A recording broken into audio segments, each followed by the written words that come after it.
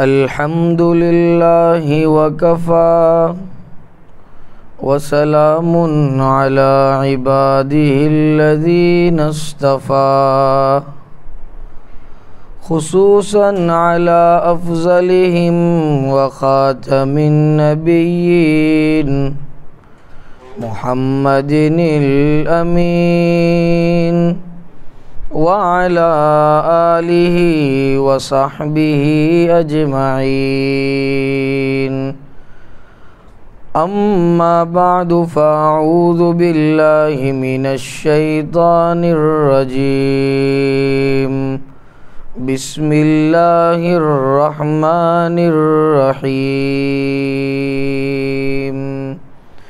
یا ایہا الذین آمنوا استعینوا بالصبر والصلاة ان اللہ مع الصابرین وقال اللہ تبارک وتعالی فی مقام آخر احسب الناس ان يتركوا ان يقولوا آمنا وهم لا يفتنون صدق اللہ العظیم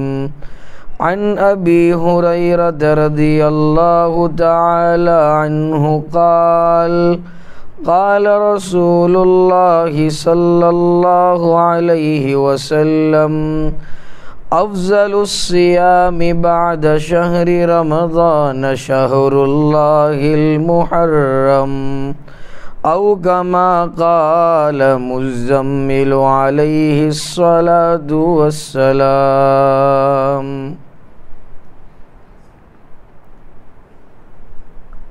چند باتیں صبر سے متعلق اللہ رب العزت نے قرآن میں بیان فرمائی، ویسے اب کچھ زیادہ لب کشائی کرنے کی ضرورت تو نہیں رہتی، اس وجہ سے حضرت مولانا نے کافی کچھ بتا دیا ہے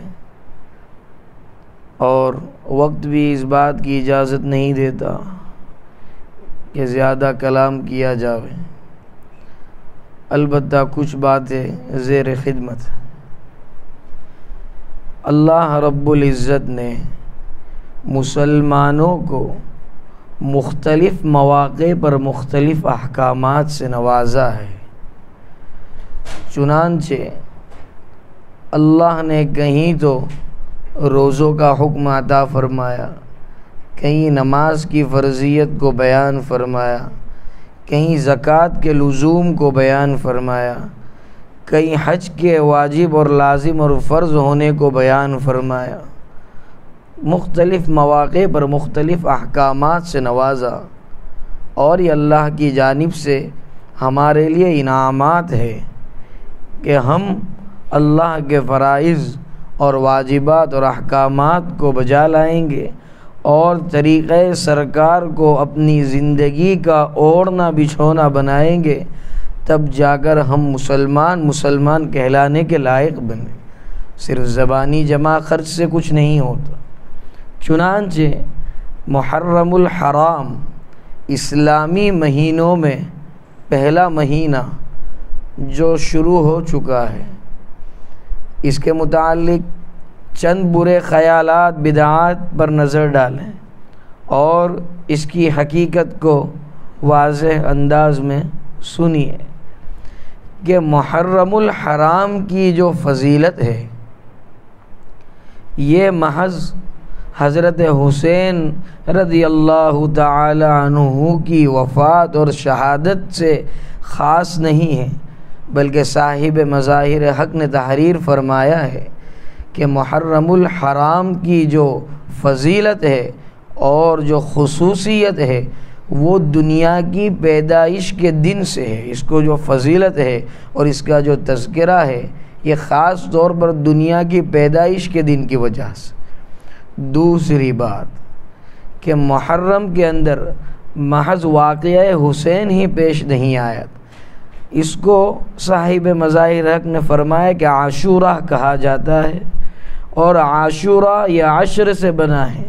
اور عشر کے معنی 10 کے ہوتے ہیں، 10 کے ہوتے ہیں۔ تو 10 امور مختلف انبیاء کرام علیہم الصلاۃ کے ساتھ پیش آئے تھے، اس وجہ سے اس کو عاشورہ کہا جاتا ہے۔ ان میں ایک بڑا امر حضرت موسیٰ علیہ السلام کی قوم کو اللہ رب العزت نے مظالم فرعون سے بنی اسرائیل کو نجات بھی دی تھی۔ یہ بھی ایک اہم امر محرم کے مہینے میں جو ہے پیش آیا تھا۔ شہادت حسین پر صرف آ حسین اور واہ حسین کرنے والوں سنبھل جاؤ اور اپنے آپ کے عقائد کو سنوارو اور سدھارو۔ اسلام میں شہادت پر ماتم کی کوئی حقیقت۔ چنانچہ حضرت قاری رشید صاحب دامت برکاتہم العالیہ نے ایک مرتبہ اپنے خطاب میں فرمایا کہ ان سے ایک انسپیکٹر پوچھنے لگا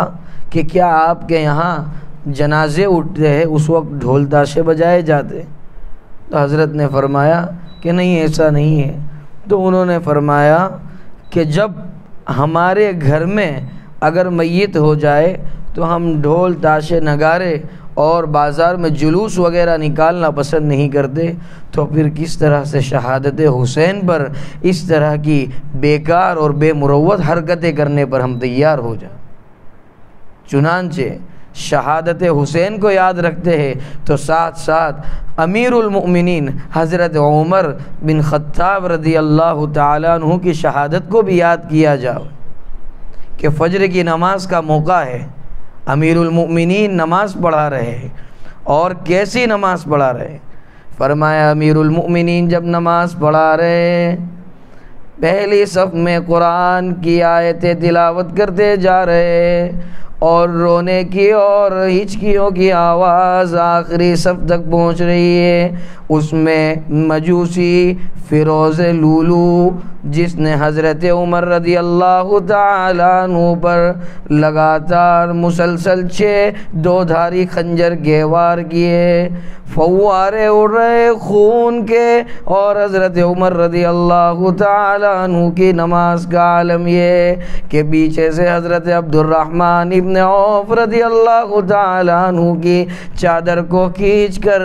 آگے اپنا نائب بنایا، اور حالات کی نزاکت کو دیکھتے ہوئے حضرت عبد الرحمن ابن عوف رضی اللہ تعالیٰ عنہ نے نماز کو مختصر فرمایا۔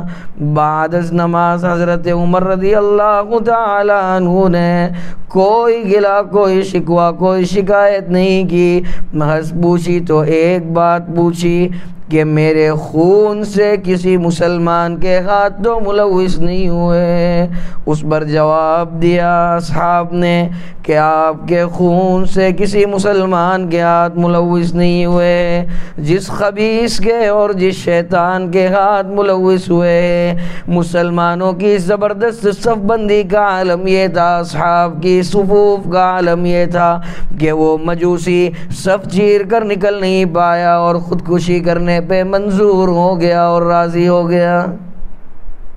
اس شہادت عمر کو بھی یاد رکھا، اور شہادت حسین سے انکار نہیں، لیکن حضرت حسین رضی اللہ تعالیٰ عنہ کی شہادت ہوئی تو پورا شامیانہ اور پورا جو ہے خانوادہ بکھر گئے، سب شہید ہو گئے۔ تو پھر اس قسم کی روایت ہے کہ ان کا سر کاٹ کر نیزے پر لٹکایا گیا،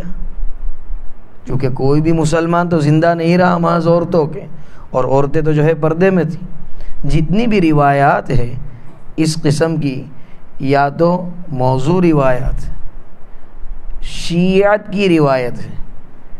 اس کو بیان کرنا اور اس کو سن کر ہائے واویلا کرنا اس کی قطعاً اجازت۔ شہادت حسین منظور ہے، اور ہائے حسین اور وائے حسین کرنے والوں ایک بات کا خیال ضرور رکھو کہ ہم حسین حسین تو کرتے، لیکن حسین نے جس طرح سے نانا کے دین کے حفاظت کے لیے اور دین اسلام کو بچانے کے لیے قربانیاں دی، کیا ہم دیتے؟ ہم سے تو فجر کی نماز نہیں بن پڑتی۔ اور شہادت پر ماتم کرنے والوں سنو، حضرت امیر المؤمنین عمر رضی اللہ تعالیٰ عنہ کی دلی خواہش کیا رہی۔ بارہا حضرت عمر رضی اللہ تعالیٰ عنہ اپنی دعاؤں میں مانگتے تھے، فرمایا اللہم ارزقنی شہادتا فی سبیلک واجعل موتی فی بلد رسولی صلی اللہ علیہ وسلم۔ اے اللہ تیرے راستے کی شہادت چاہتا ہوں اور رحمت للعالمین صلی اللہ علیہ وسلم کے پہلو سے اور دیار حبیب سے دور بھی ہونا نہیں چاہتا۔ شہادت تو مانگے گی، شہادت پر ماتم کی اسلام میں کوئی حقیقت۔ اگر کچھ بیان کرنا ہے تو شاعر نے بڑی اچھی بات بیان کی، علی بابا نبی نانا شہادت ہو تو ایسی ہو، لگے خنجر تو ہو سجدہ، شہادت ہو تو ایسی ہو۔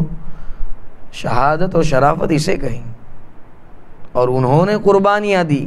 دین اسلام کے حفظ و امان کے لیے قربان۔ آج تعزیہ وغیرہ نکالنا،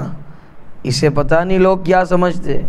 اور اگر نکالنا برا سمجھتے ہیں تو پورے خانوادے کے ساتھ مین روڈ پر پہنچ جاتے اسے دیکھنے کے لیے۔ حالانکہ بہار شریعت میں خود اعلیٰ حضرات بریلوی رحمۃ اللہ علیہ نے تحریر فرمایا کہ تعزیہ بنانا، اسے نکالنا اور اس کے ساتھ شریک ہونا، اسے دیکھنا قطعاً اس کی اجازت نہیں، بالکل حرام۔ یہ کوئی ہماری کتاب نہیں، یہ خود انہی کی کتاب ہے۔ اور اگر حسین نے سر کٹوایا ہے، اگر عمر نے خنجر کھائے ہے،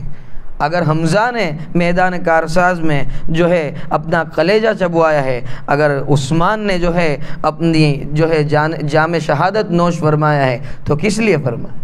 دین کے حفظ و امان کے لیے۔ آج ہمارا دین کہاں ہے؟ تعزیے کے اندر اور جو ہے ماتم دیکھنے کے اندر ہم پڑے ہوئے ہیں۔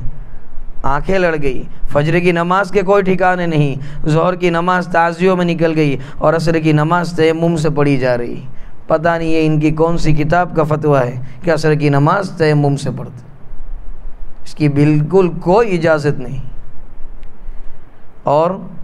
شہادت حسین جس وقت ہو رہی تھی، حضرت حسین رضی اللہ تعالیٰ عنہ اپنے خیمے سے نکل کر جو ہے میدان کے اندر مقابلہ کرنے کے لیے یزیدیوں کا نکلے، تو خیمے سے عورتوں کے رونے کی آواز۔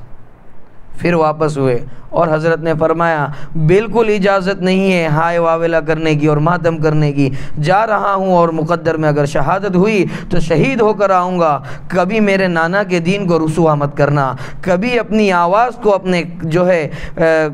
حجرے سے اور اپنے خیمے سے باہر نہ آنے دے۔ اور آج ہمارے دین کا عالم کیا ہے؟ عورتیں بغیر پردے کے نکل رہی،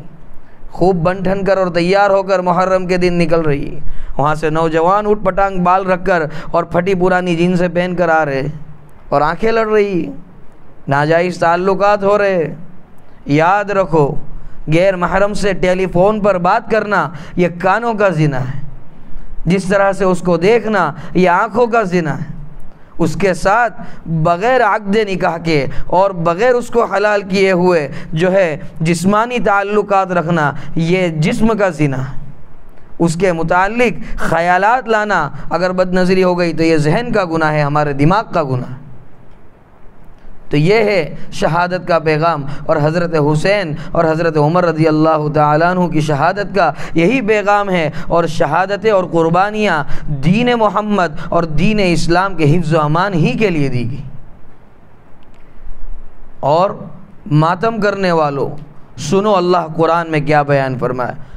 یا ایھا الذین آمنوا استعینوا بالصبر والصلاۃ ان اللہ مع الصابرین۔ اے ایمان والو اللہ سے مدد طلب کرو صبر کے ذریعے اور نماز کے ذریعے۔ اللہ رب العزت صبر کا کیا بدلہ دے گا؟ ان اللہ مع الصابرین، معیت الہی کا حصول ہو جائے گا۔ دنیا میں ہمیں بڑا گھمنڈ اور ہمارے دل میں بڑی بڑائی آ جاتی ہے۔ اگر کسی پولیس انسپکٹر کے ساتھ یا کسی شیخ الحدیث کے ساتھ یا کسی سرکاری افسر کے ساتھ ہمارے تعلقات ہو جاتے، ہم کیا کہتے؟ مجھے کوئی پرواہ نہیں۔ مثلا کسی انسپکٹر کے ساتھ ہمارے تعلقات ہو گئے، ہم کیا کہتے؟ مجھے پکڑا تو میں تو فلاں افسر کو کال کروں گا اور چھوٹ جاؤں گا، مجال ہے کسی کی مجھے پکڑ لے اور ڈنڈ لگا دے۔ تو یہاں تو افسروں کا افسر، بادشاہوں کا بادشاہ، اس کی معیت کا اور اس کے ساتھ دوستی کا وعدہ ہے کہ اگر صبر کیا اور نماز پڑھی مصیبتوں کے اور تکالیف کے آنے کے وقت تو معیت الہی کا حصول ہوگا۔ اور صرف دنیا کے عہدوں کی لالچ اور حرص و تمنا کی تو کچھ نہیں ہوگا، اور اگر کچھ ہوگا تو دل کی دنیا برباد ہوگی، اور اگر کچھ ہوگا تو دل ویران ہو کر رہ جائے گا۔ اور دل یہ کیسی دنیا ہے، دل یہ کیسی بستی ہے جس کو شاعر نے بڑے اچھے انداز میں بیان کیا ہے۔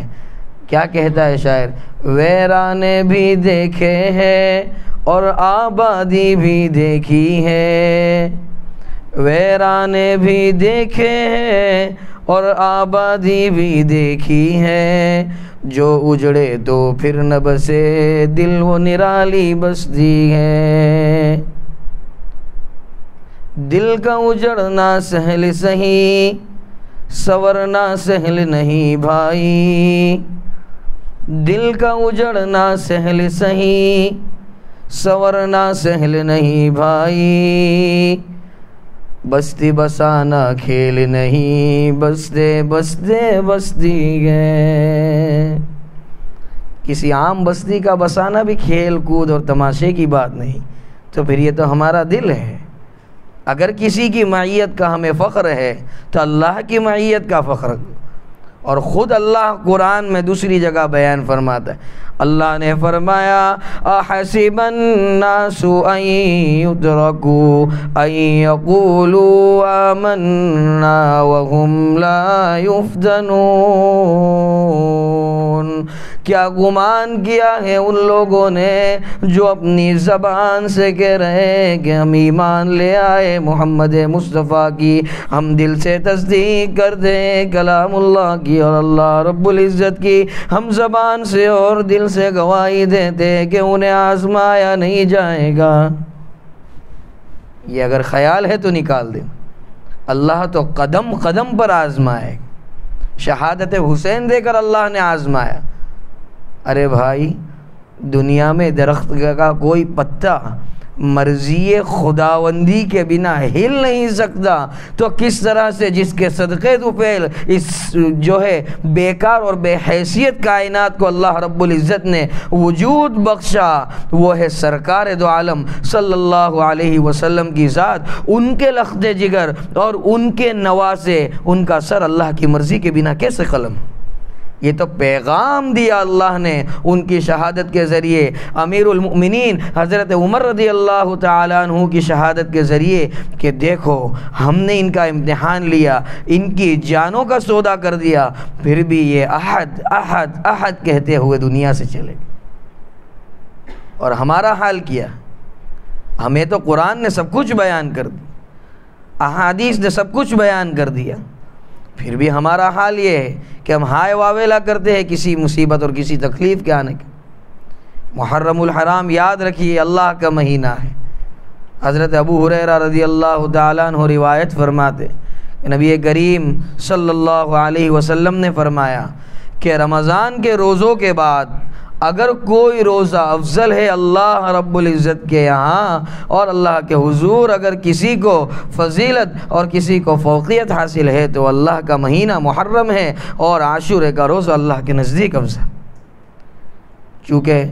پہلے مخالفت کے طور پر نبی کریم صلی اللہ علیہ وسلم نے فرمایا کہ اگر آئندہ مجھے روزہ رکھنے کا موقع ملا تو 10 کے ساتھ یا تو 9 کو ملا لوں گا یا 11 کو ملا لوں گا، لیکن چونکہ اب اس کا احتمال نہیں رہا مخالفت کا، یہ روزہ تو جو ہے کھانے پینے اور جماع سے رکنے کا نام ہے، اور روزہ شریعت میں جس کو کہتے ہیں وہ محض آج مسلمان ہی رکھتے ہیں، اس بنا پر صرف 10 کا اگر روزہ رکھا گیا اس کی بھی اجازت ہوگی، 9 اور 11 کا ملا لینا یہ مستحب ہے، لیکن اگر نہیں ملا ہے تو بلا کراہت جائز ہے۔ چنانچہ غیر اقوام جو روزے رکھتی ہے تو ان کے یہاں بوائل کیا ہوا پانی پی سکتے ہیں، کوئی کہتا ہے فروٹس کھا سکتے، کوئی کہتا ہے بیوی کے ساتھ ازدواجی تعلق قائم کر سکتے، کوئی کہتا ہے ڈرائی فروٹس کھا سکتے، لیکن ایک مسلمان کا روزہ ایسا ہے جو مکمل طور پر پانی سے اور کھانے سے اور جماع سے محفوظ رہتا ہے، نہ اپنی بیوی کے قریب جاتا ہے، نہ کھانے کے قریب جاتا ہے، نہ پانی کا کوئی تصور مسلمان کے دل و دماغ سے گزرتا ہے۔ اس وجہ سے بلا کراہت 10 محرم کا روزہ رکھنا جائز ہے۔ بہرحال بات کہیں کی کہیں چلی جا رہی ہے۔ عرض یہ کر رہا تھا کہ اللہ نے خود قرآن میں بیان فرمایا، کیا فرماتا ہے اللہ رب العزت؟ وَلَنَبْلُوَنَّكُمْ بِشَيْءٍ مِّنَ الْخَوْفِ وَالْجُوعِ وَنَقْصٍ مِّنَ اور ضرور بھی ضرور ہم تمہیں آزمائیں گے۔ کس سے آزمائیں گے؟ اللہ پہلے نمبر پر بیان فرماتا ہے بِشَيْءٍ مِّنَ الْخَوْفِ، خوف دے کر آزمائیں گے۔ اب تمہیں ثابت قدم رہنا ہے، جمے ہوئے رہنا ہے، صبر کرتے ہوئے اللہ سے مدد طلب کرنی ہے، نماز ادا کرتے ہوئے اللہ کے حضور سجدہ ریز ہو کر اللہ سے بھیک مانگنی ہے۔ ہماری مشکلات کا حل نکالنے والا رب کائنات موجود ہے۔ ابراہیم کو آگ سے بچانے والا پروردگار، اسماعیل کو چھری سے بچانے والا پروردگار،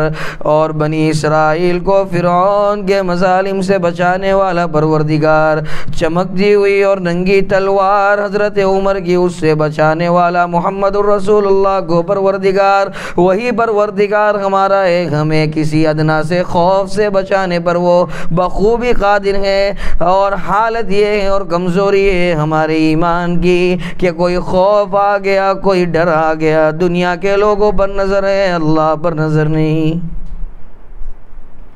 آگے اللہ بیان فرماتا ہے والخوف والجوع، اور اللہ رب العزت بھوک سے آزمائے گا۔ یہاں پر تھوڑے شانے لوگ اعتراض کرتے، ہمارے دسترخوان پر تو میٹھا بھی ہوتا ہے، چاول روٹی اور 4 طرح کی جو ہے گریوی ہوتی ہے، اور کھانے کے بعد جو کیک ہوتا ہے، ڈیزرٹ ہوتا ہے، شربت ہوتا ہے، تو پھر مولانا واد میں کیا تھلائے ہوا کیا بھوکو مار سے اللہ؟ تو اللہ رب العزت کی مراد کو سمجھنا ہے تو اہل اللہ کے اور علماء کے قدموں میں زانو و تلمذ ہونا پڑے گا۔ کتنی بہترین تعویل فرمائی ہے مفسرین۔ مفسرین کہتے ہیں اچھا اب آپ کا اعتراض اور آپ کی جہالت ختم ہوئی تو ہم کہنا شروع کرتے، بالفرض والتقدیر، مان لو کہ تمہیں کوئی بیماری ہو گئی، اللہ ہماری حفاظت فرماؤ، ٹائیفائیڈ ہو گیا، پیلیا ہو گیا، کملا ہو گیا، ڈاکٹر نے لکھ دیا مرچی مسالہ نہیں چلے گا، تلا ہوا نہیں چلے گا، مرغی نہیں، مچھی نہیں، مٹن نہیں، تو پھر کیا کھانا ہے ڈاکٹر صاحب؟ ارے فروٹس بھی نہیں چلیں گے، صرف جوس کے اوپر اور پھلوں کے رس کے اوپر اپنا گزارا کرنا ہے۔ 1 دن ہوا، 2 دن ہوئے، اب جناب کی ہیکڑی نکلتی گئی، اور اس کی زبان پر یہ بات نہیں آئے گی پہلے کہ اللہ بندہ کمزور ہے، اسے معاف فرما، اور یہ امتحان کے لائق نہیں، اور اسے شفا عطا فرما۔ کیا کہیں گے؟ ڈاکٹر صاحب اب کچھ کیجیے، اب میں کنٹال گیا ہوں۔ ارے کیوں کنٹال گیا ہے بھائی؟ رب کی مرضی ہے اس لیے تو بیمار ہے، ورنہ اس بیماری کی اتنی حیثیت اور اتنی اوقات نہیں کہ وہ جو ہے تیرے اندر گھس سکے اور تیرے اندر آ کر تجھے تکلیف اور ضرر پہنچا سکے۔ آگے اللہ تیسرے نمبر پر ایک امتحان کو بیان فرماتے، پہلے ہی سے اللہ تو ہمیں پرچہ دے دیتے۔ آج کل اسکول کے اندر جو ہے اسٹوڈنٹس اور مدرسے میں طلبہ اساتذہ کے پاس جاتے اور کہتے ہیں استاد تھوڑے IMP ملیں گے، استاد کس باب سے کون سی حدیث پوچھو گے، استاد ایک لازم سوال تو بتا دو، صرف ایک اشارہ ایسا کر دو کہ اس باب سے ایک سوال آئے گا۔ اور کیا کہتے ہیں الاستاذ لین، استاد تو بڑے نرم مزاج ہیں،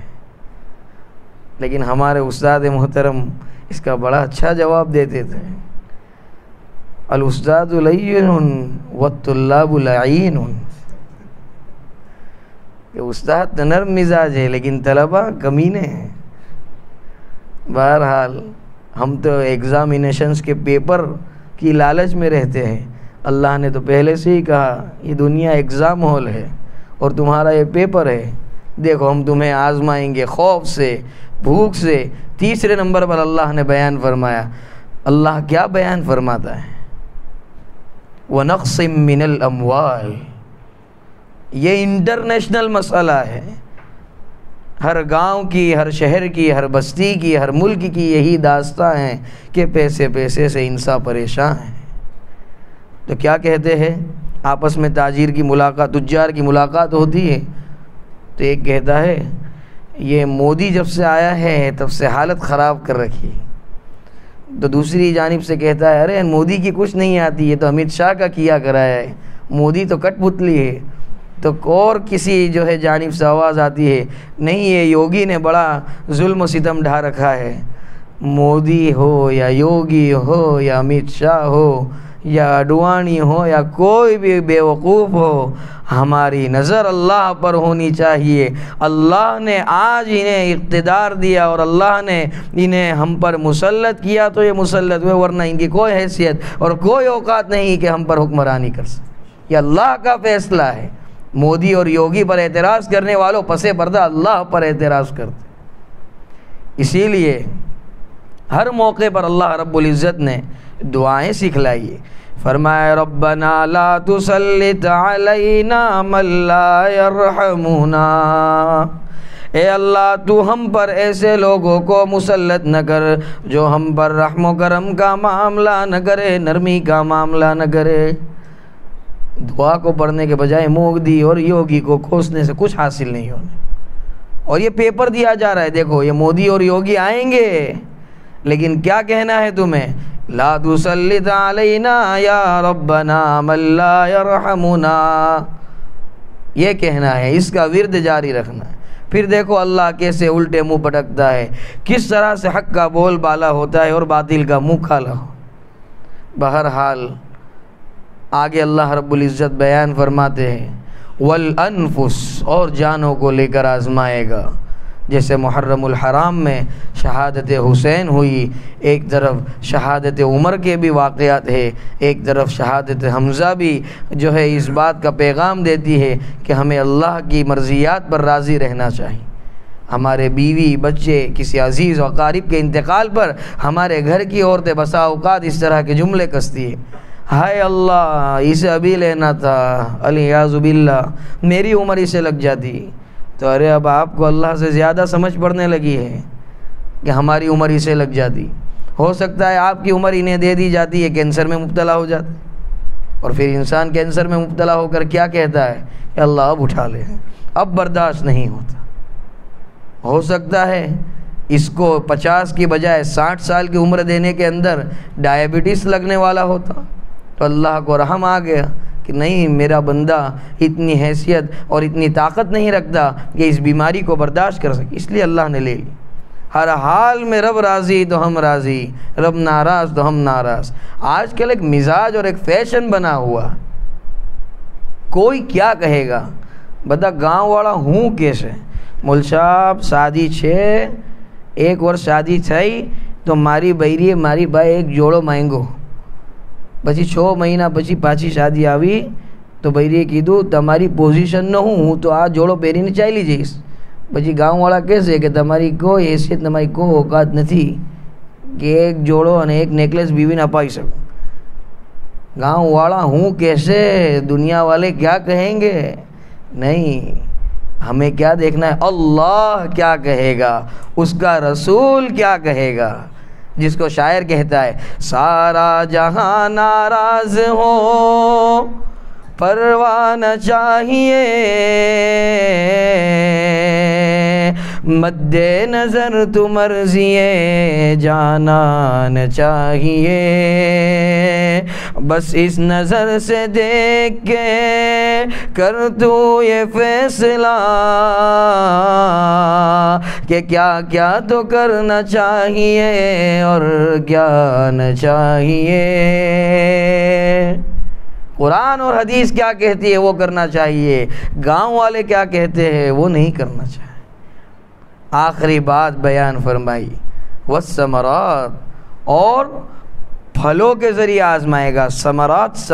ثمرتن کے لغوی معنی ہوتے ہیں پھل کے، فروٹس کے، لیکن اصطلاح کے اندر اس کی نسبت جس چیز کے ساتھ ہو جاوے اس چیز کے پھل کو کہتے ہیں. ہم گھر میں کہتے ہیں پھل لاؤ، اس کا مطلب یہ ہے کہ سفرجن سیب لے آؤ، یا سنترا لے آؤ، یا یہ کہ بنانا لے آؤ، یا یہ کہ موسمبی لے آؤ. لیکن ہم کہتے ہیں کہ ہم نے اتنی محنت کی لیکن ہمیں پھل نہیں ملا، تو اس سے مراد سیب اور انگور نہیں، اس سے مراد یہ ہے کہ میں نے اتنی کوشش کی لیکن مجھے اس کا فائدہ نہیں ہوا. تو یہاں پر پھل سے مراد ہر ایک پھل مراد ہے، محنت کی اس کا معاوضہ نہیں ملا. زبان سے کہتے ہیں کہ میں نے تو حلال میں بڑی کوشش کی، میں نے تو طریقہ سرکار پر تجارت کی، میں نے احکامات الہی پر تجارت کی لیکن مجھے کچھ حاصل نہیں ہوا. یہ تو اللہ نے پہلے سے کہہ دیا ہے. ہو سکتا ہے تو میرے بتائے ہوئے طریقوں پر چلے تو وقتی طور پر میں تجھے آزماؤں کہ کیا میں نے تجھے نعمتیں دی تھی تب تو کہتا تھا اللہ کریم اللہ رحیم. کیا اب بھی تو کہتا ہے اللہ کریم اور اللہ رحیم؟ اور کیا اب بھی تیرا ایمان ہے وما من دابۃ فی الارض الا علی اللہ رزقها ویعلم مستقرها ومستودعها پر، کہ زمین میں ایسا کوئی چوپایا تک نہیں کہ جس کے کھانے پینے کے ذمے کو اور جس کی روزی کے نظام کو اللہ نے اپنے اوپر لازم نہ کر لیا ہو. یہ تو اپنی زبان سے روزی روٹی کی اور مال کی کمی کی شکایت وہی کرے گا جس کا تعلق قرآن سے نہیں، جس کا تعلق حدیث سے نہیں، جس کا تعلق اہل اللہ سے، صوفیاء سے اور علماء سے نہیں. آگے اللہ رب العزت اسلوب قرآن کو بیان فرمایا وَبَشِّرِ الصَّابِرِينَ، اور اللہ رب العزت نے بشارت دی ہے، خوشخبری سنائی ہے. اے نبی جی بشارت دے دیجئے صبر کرنے والوں کو. اور اللہ نے وضاحت فرمائی صبر کرنے والے کون لوگ ہیں. فرمایا الذین اذا اصابتہم مصیبہ،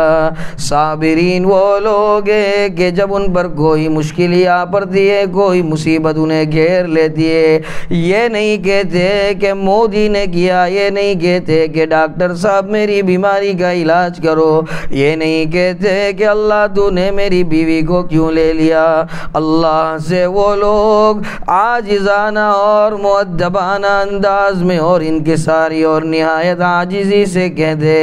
انا للہ و انا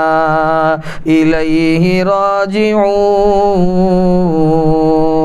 ہم تو اللہ ہی کی امانت ہے اور اللہ ہی کی طرف لوٹنے والے. اللہ نے ایسے صبر کرنے والوں کی کلام پاک میں تعریف بیان فرمائی. کیا کہتا ہے اللہ؟ اولئک علیہم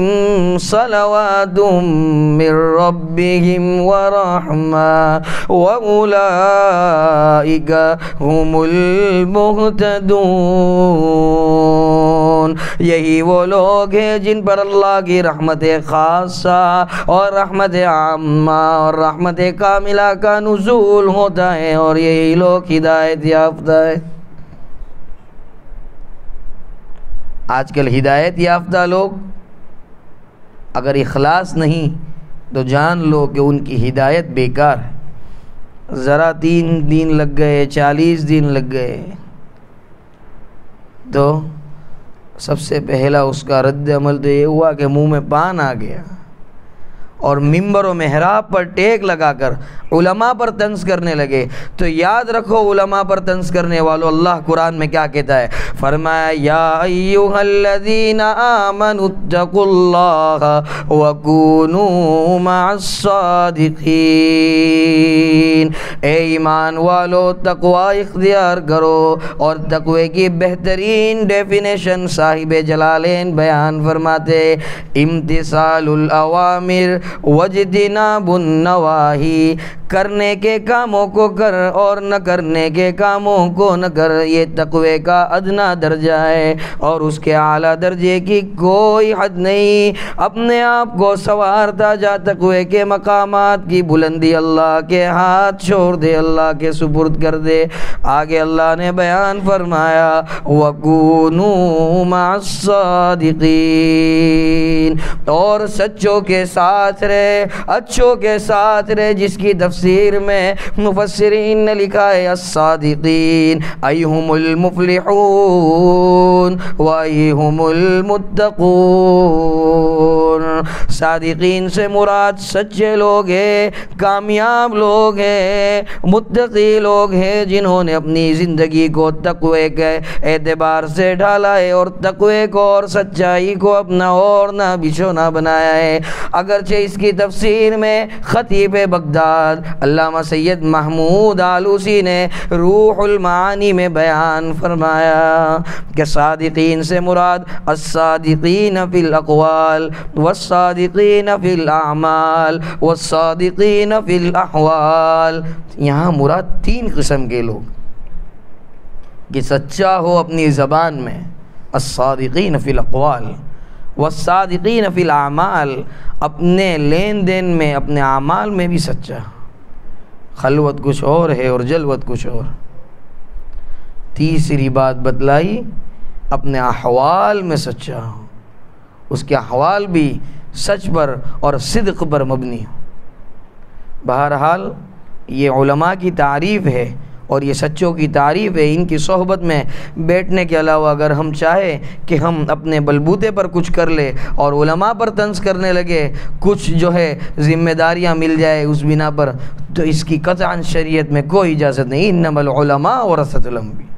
ایک عالم اگر زندگی سونے میں نکال دے، لیکن ایک عابد اپنی پوری زندگی عبادات کے اندر اور نوافل میں لگا دے، ایک عالم کے مقام کے برابر نہیں ہو سکتا، اس لیے کہ یہ خدا کی قسم ایسا عالم دین ہے، اور اس نے مدرسے کے اندر ایسا کھانا کھایا ہے کہ اگر تم چاہو تب بھی اپنے حلق سے اسے نیچے نہ اتار سکو، اور استاد کی ایسی مارے کھائی ہے، اور صبح سویرے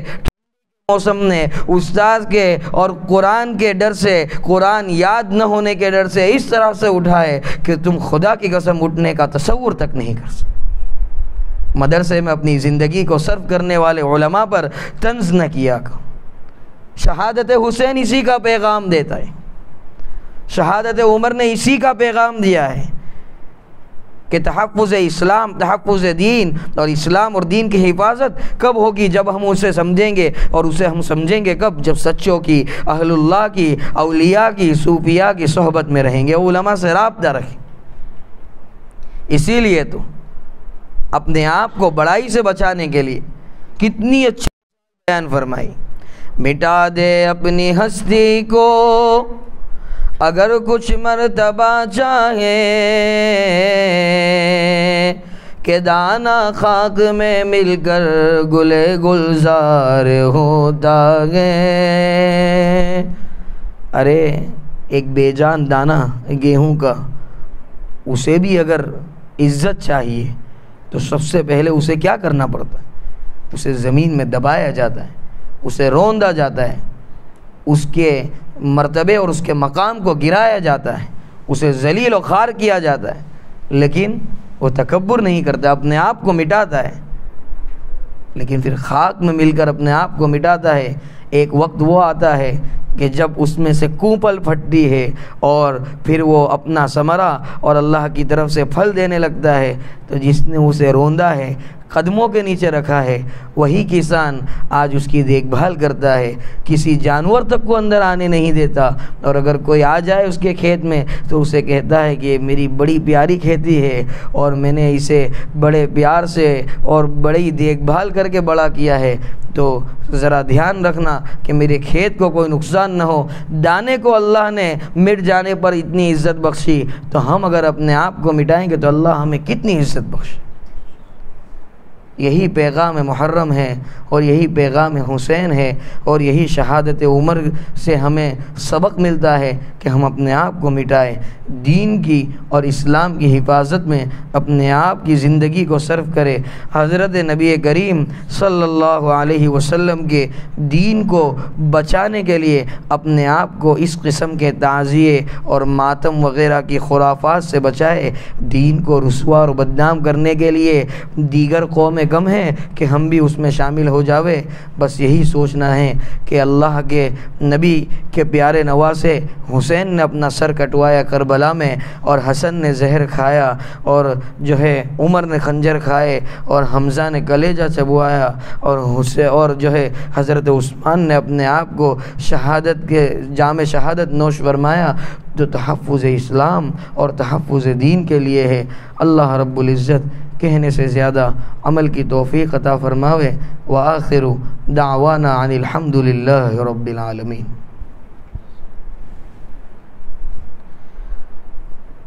چونکہ اصرار بہت تھا حضرت مولانا سہیل صاحب کی جانب سے بھی اور حضرت قاری صاحب کی جانب سے بھی کہ کچھ اشعار سنا دیے جاؤ۔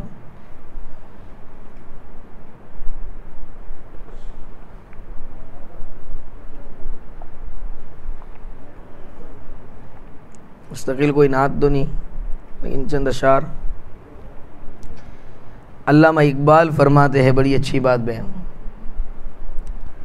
فارسی میں جس کے الحمدللہ آپ حضرات ماہر ہو۔ کیا کہا علامہ اقبال؟ تو غنی از ہر دو عالم من فقیر،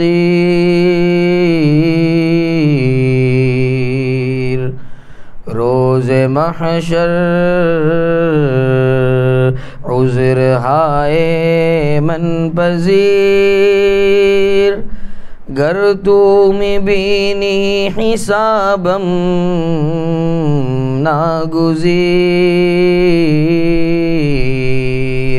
از نگاہ مصطفیٰ بن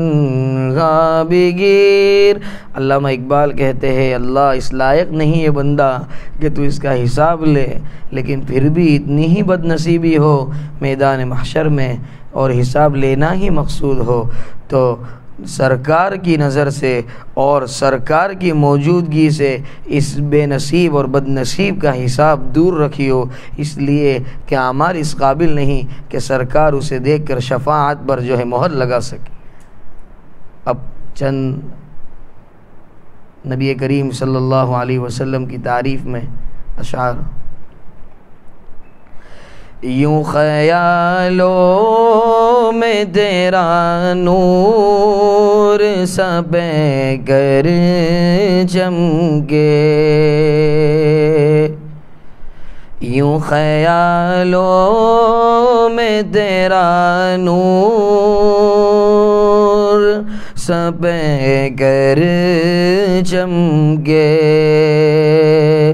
جس طرح چاندنی راتوں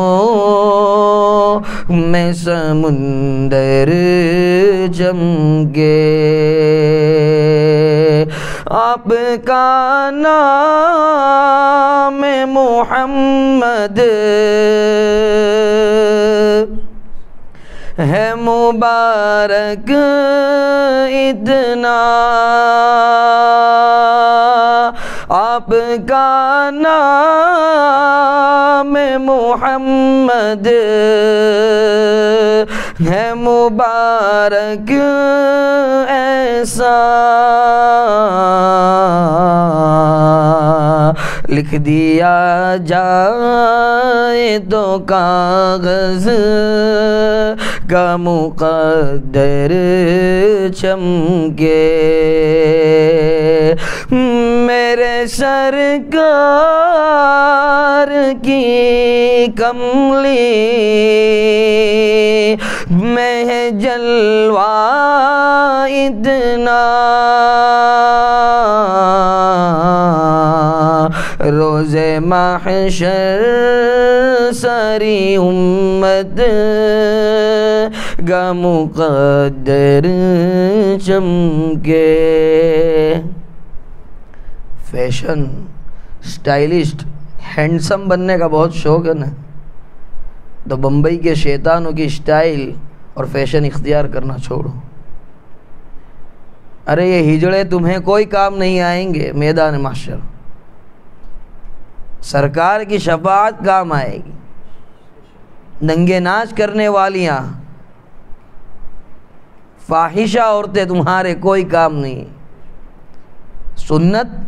اس کا انگلش میں ترجمہ فیشن ہے۔ کس کی فیشن اختیار کرنی؟ نبی کریم صلی اللہ علیہ وسلم۔ اور وہ کیوں؟ سنو، ساری دنیا میں ایک ایسا بھی ہنسی گزرا جس میں چادر میں چھپا لے تو وہ چادر چمکے۔ ارے سلمان خان بھڈا اگر اپنا جسم چادر میں چھپا لے تو شیطان کے جسم سے بدبو آنے لگے، اور جن ہیروئن کو دیکھ کر ہم بڑے خوش ہوتے، ہماری آنکھوں کا زنا کرتے، ان کے بغل کی بو سونگھ لے تو پتہ نہیں 24 گھنٹے تک نیند آوے بھی یا نہیں۔ اور آخر میں ایک شعر سنا کر جو ہے دعا کریں گے انشاءاللہ۔ میرے سرکار یہ محسن ادنا غلام تیرا، شفاعت مل جائے تو اس کا مقدر چمکے۔ نعت پڑھنے کا اور نظم پڑھنے کا جو مقصد ہے وہ بھی تو سمجھ میں آنا چاہیے، صرف کان کی لذت مقصود نہ ہو، اس سے کیا کہنا چاہتے وہ بھی پتہ ہونا چاہیے۔ کسی کے دل میں اگر یہ آیا ہو کہ نظم پڑھنے کا کہا لیکن جناب نے تو بیان بازی شروع کر دی، لیکن یہ ضروری تھا اس لیے کہ بسا اوقات ایک لطیفہ سناؤں۔ دیکھا جاتا ہے، میں نے ہمارے محلے کی مسجد میں دیکھا کہ ہماری چمپا مسجد کے امام صاحب بہترین قرآن پڑھتے ہیں لہجے کے اعتبار سے، تو وہ پڑھ رہے تھے تو ایک مصلی ہے وہاں کا، دنیا دار ہے لیکن پابندی سے نماز پڑھتا ہے، وہ آ کے حضرت کے پیچھے رکعت باندھتا ہے اور آنکھ بند کر کے اپنی جو ہے گردن ہلاتا ہی رہتا ہے۔ دوستانہ تعلق کی وجہ سے میں نے کہا کہ آج پڑھا گیا الذین آمنوا وتطمئن قلوبہم بذکر اللہ، اس کا معنی بتاؤ ذرا۔ تو کہنے لگا مولانا بہت مزہ آتی ہے، اس لیے گردن ہل جاتی ہے اور اپنے آپ پر قابو نہیں رہتا، تو ایسی کشش ہے قرآن کے اندر اور سرکار کی تعریف میں، لیکن اگر اسے سمجھا جاوے تو پھر ایک کیفیت بنتی ہے اور اس کے ذریعے سے جو ہے انسان پروان چڑھتا ہے اور تقوی کے اعلیٰ مقامات پر فائز ہوتا ہے۔ ٹھیک ہے مولانا؟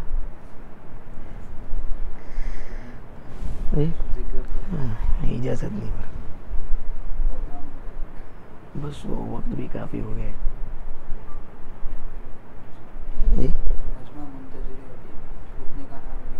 نہیں وہ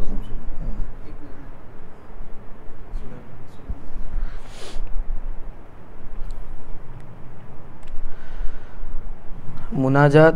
سنا کر بغیر اجازت کے پھر انشاءاللہ دعا کریں گے۔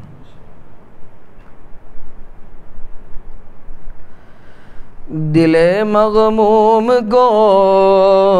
مسرور کر دے،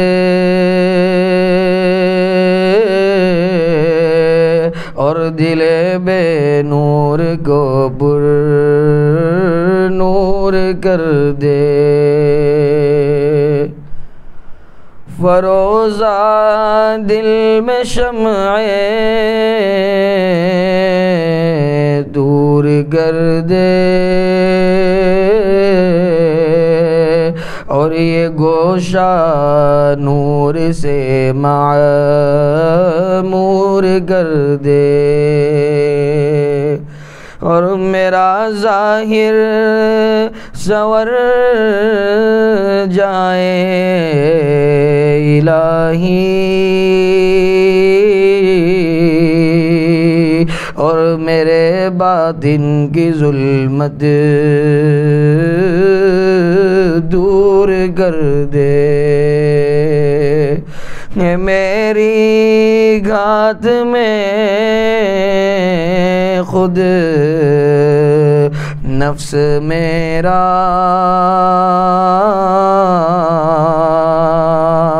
خدایا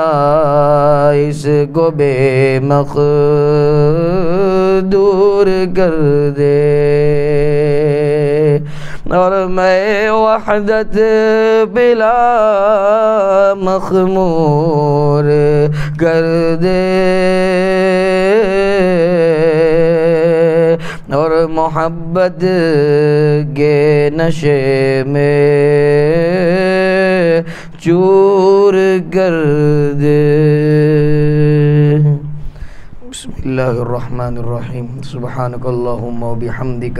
و تبارک اسمک و تعالی جدک و لا الہ غیرک، آتنا فی الدنیا حسنہ وفی الآخرۃ حسنہ وقنا عذاب النار وقنا عذاب القبر وقنا عذاب الحشر وقنا عذاب الدین، واحشرنا یوم القیامة مع المتقین مع الابرار، یا عزیز یا غفار برحمتک نستغیث، لا تزغ قلوبنا بعد إذ هديتنا وهب لنا من لدنك رحمة إنك أنت الوهاب، إنك جامع الناس ليوم لا ريب فيه إن الله لا يخلف الميعاد، يا فاطر السماوات والأرض أنت ولي في الدنيا والآخرة، توفني مسلما والحقني بالصالحين، اللهم إنا نسألك علما نافعا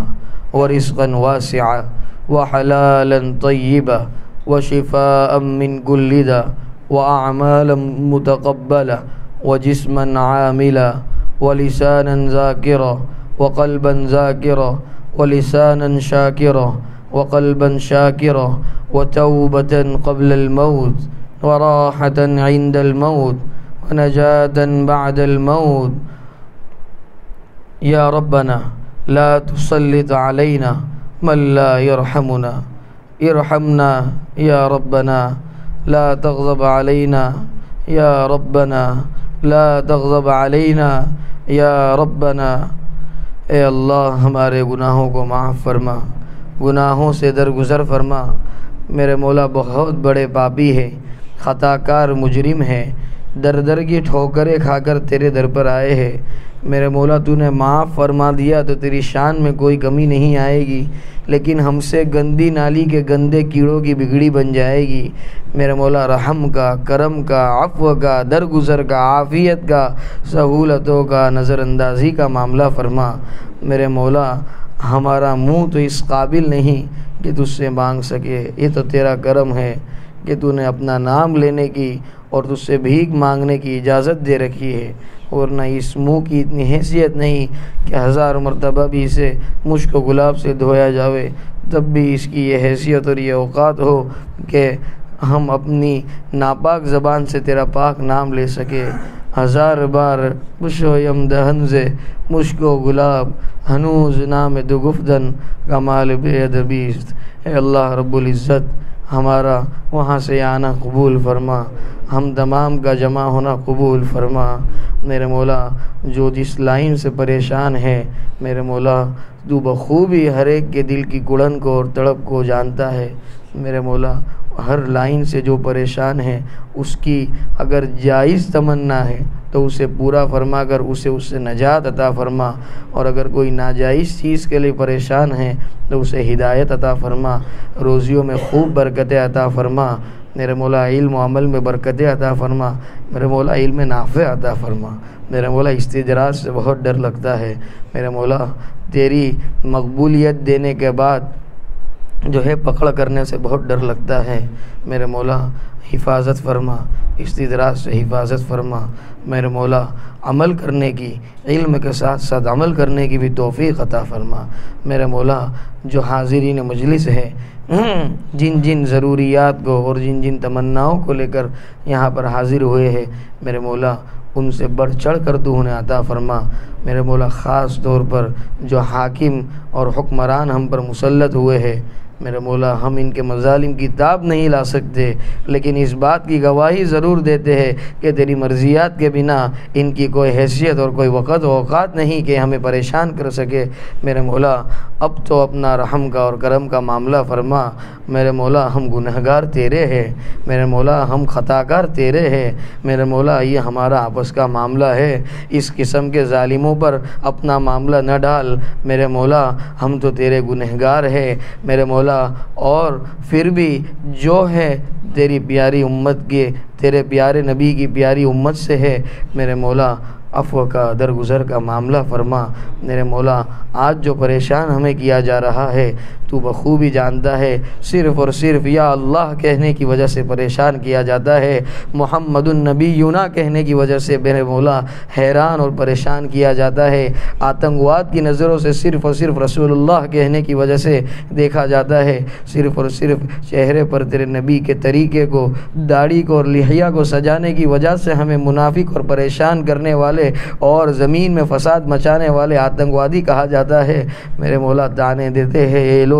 بتاؤ تمہارا اللہ ہے، تم کہتے ہو ساری کائنات کا پالن ہار ہے، ساری کائنات کا مالک ہے، تو ہم تو تمہیں پریشان کر رہے ہیں، کہاں ہے تمہارا پروردگار؟ بلاؤ تمہارے اللہ کو، بلاؤ اس کو مدد کے لیے، ہم بھی تو دیکھے کہ ہم تم پر ہمارے حاکمیت کی وجہ سے مظالم ڈھاتے ہیں، تو کیا اس کی مدد شامل حال ہوتی ہے؟ نہیں، اے اللہ انہیں بتا دے اسلام پر اور مسلمان پر آنچ آنے کی وجہ سے تو کس طرح سے لوگوں کو ہلاک کر دیا کرتا تھا، میرے مولا ان کے نصیب اور مقدر میں ہدایت ہو تو ہدایت عطا فرما، ورنہ میرے مولا غرقاب فرما، بنی اسرائیل کے جو حالات گزرے ہیں ان حالات سے انہیں بھی دوچار فرما، میرے مولا فرعون کے ساتھ جو معاملہ فرمایا وہ تمام معاملات ان سے فرما، میرے مولا جس طرح سے بستیاں الٹ دی گئی، مسلمانوں کے حفظ و امان کے ساتھ ان پر بھی ایسے عذاب نازل فرما،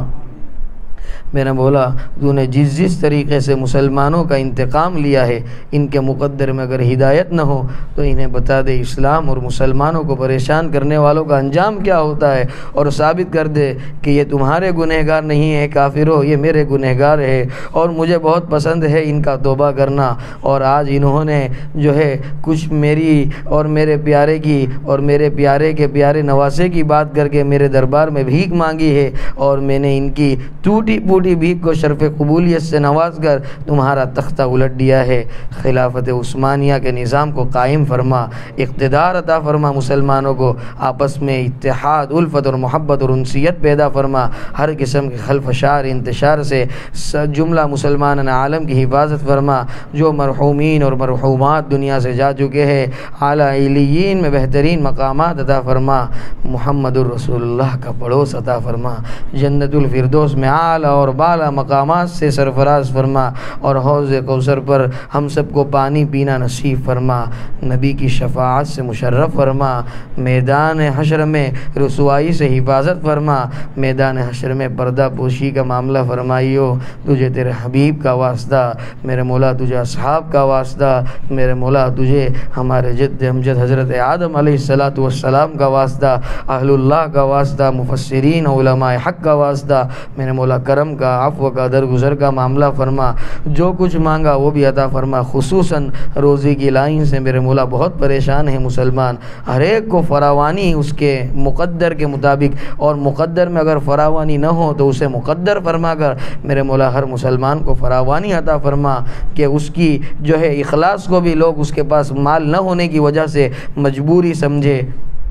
میرے مولا اس قسم کی چیزوں سے مسلمان کی حفاظت فرما، ہر قسم کے جو ہے برکات اور انوارات سے مسلمان کو سرفراز فرما، اور جو مانگا جتنا مانگا میرے مولا تو خوب جانتا ہے کس کڑھن سے مانگا ہے، عطا فرما، اپنی شائن شان عطا فرما۔ جو مانگنے سے رہ گیا اس پر بھی تو بخوبی واقف ہے اور تو عالم ہے، وہ بھی نصیب فرما۔ اور جن جن مواقع پر جن جن بھلائیوں کا تجھ سے تیرے محبوب حضرت نبی کریم صلی اللہ علیہ وسلم نے سوال فرمایا ہے، وہ تمام چیزوں سے ہم سب کو بھی جو ہے سرفراز فرما۔ اور جن شرور و فتن سے جن جن مواقع پر سرکار دو عالم صلی اللہ علیہ وسلم نے پناہ چاہی ہے، ان تمام شرور و فتن سے ہماری بھی حفاظت فرما۔ اور جو مانگا وہ بھی عطا فرما، جو مانگنے سے رہ گیا وہ بھی نصیب فرما۔ میرے مولا جو لوگ چاہتے ہیں دعا کروانا، جن لوگوں نے کہا،